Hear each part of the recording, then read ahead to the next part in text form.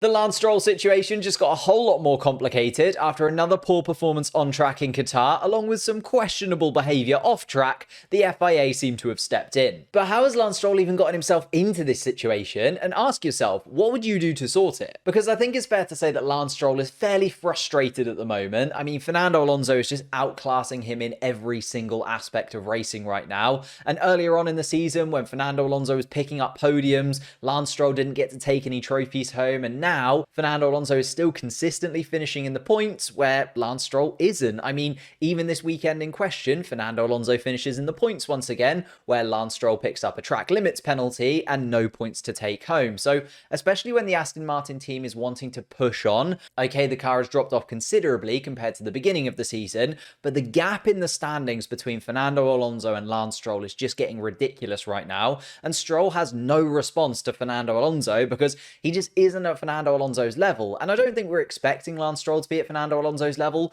but at least close to Fernando Alonso occasionally. And this weekend, it just clearly came to a head. He ended up pushing the car way too hard in qualifying and doing that thing that drivers do where they're kind of exaggerating to try and get more pace out of the car. They're wrestling with it. Whereas if you look at some of the best qualifying laps in Formula One history, the car and the driver seem seamless together. There's a kind of harmony between them and the lap looks really smooth. Whereas there doesn't really seem to be much harmony between Lance Stroll and his Aston Martin right now, which led to another Q1 exit, his fourth Q1 exit in a row, where again, Fernando Alonso makes it look comfortable, he gets through, qualifies in Q3, and that's where the real problem started for Lance Stroll, because first of all, he throws the wheel when he gets out of the car, which is just something that you can't do as a Formula One driver. They are very expensive things. You can see two mechanics try desperately to try and grab the wheel, because that wheel is probably worth more than their salaries combined for the entire year. But that hasn't been talked about too much, because when he does get out of the car, he then refuses to go to the weighbridge. And you can see his trainer trying to convince him to go to the weighbridge so that they don't get any kind of penalty or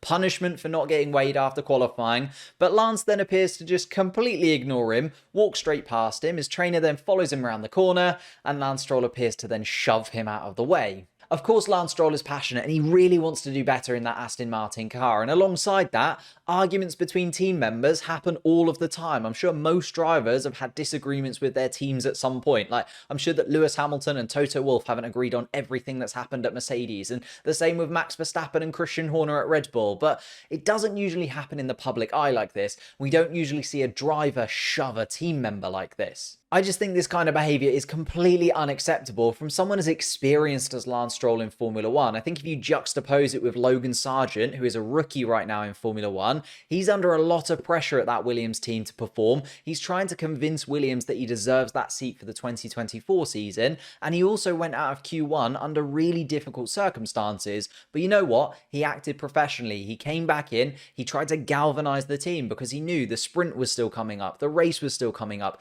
there was still a way to salvage this weekend. And when your side of the garage is going through such a difficult spell of form, what you can't do is what Lance Stroll did and take out your poor qualifying performance on other members of the team, because it just drags the mood of the whole team down and puts you in a terrible situation for the rest of the weekend. What he needed to do was react to it straight away and apologise, but instead he gives a 7-word interview, which just first of all sets a terrible precedent. Unfortunately, as a Formula One driver, you're going to be doing a lot of media work. In fact, you could argue that a Formula One driver in the modern day does more media work than they do actually driving a Formula One car. So when you have that interview in front of you, you just kind of have to put everything that has happened behind and be professional in front of that camera. And secondly, he doesn't actually address the issue. He could have stopped a lot of the attention that this shove has gotten over the course of this week by just talking about it and addressing it there and then, or just addressing it at any point over the rest of the weekend, because there was no real statement from Lance Stroll apart from saying that his teammate was a bro, but he didn't actually say sorry or apologise for anything. There's been no real statement from Aston Martin either. I mean, Mike Crack half acknowledged it, but not really. He said he hasn't seen it properly and that they'll talk about it behind the scenes later. And there just seems to be no punishment for Lance Stroll right now. Whereas when we have seen things like this in the past, I think the main one that comes to mind is Max Verstappen shoving Esteban Ocon, and not to justify it, but Max Verstappen Verstappen was going for a victory in that case, whereas this is just a qualifying session, that then went punished. Max Verstappen ended up doing a couple of days of community service as punishment for that push on Esteban Ocon. Whereas what Aston Martin and Lance Stroll have allowed is this story to spiral and get bigger and bigger and bigger, to the extent that the FIA now have to get involved. An FIA compliance officer, so basically someone in charge of making sure the rules that are laid out by the FIA are actually adhered to by the teams, feels like the incident contravenes the rules, policies and procedures expected by Formula One drivers. So Stroll now has to have a discussion with the FIA about everything that happened in Qatar, and I imagine that the FIA will be telling Lance off about quite a few things. First of all, his conduct in the garage and the way that he treats his team members, but also the interviews. I mean, the first interview on Friday where he swore live on air and only gave 7 words worth of interview, having its biggest audience ever at the moment, it just makes the sport look bad, which is why I'm actually glad that the FIA are stepping in and holding Lance Stroll accountable for his actions this weekend in Qatar, because it didn't look like Aston Martin were going to be doing it. It's been really poor from Mike Crack and Lance Stroll that nobody's really come out and said what kind of punishment there is in place or how this is going to be held accountable within the team, especially when Formula One is a team sport. You need the whole team working together, and this kind of behaviour can't be seen to be gotten away with, which it kind of has since Friday when it happened. It's just so annoying that a proper statement after qualifying and there would have been a lot less discussion around this point, and it's just a huge sign to me that Aston Martin are really lacking accountability within their team, and it's quite a cynical way of looking at things.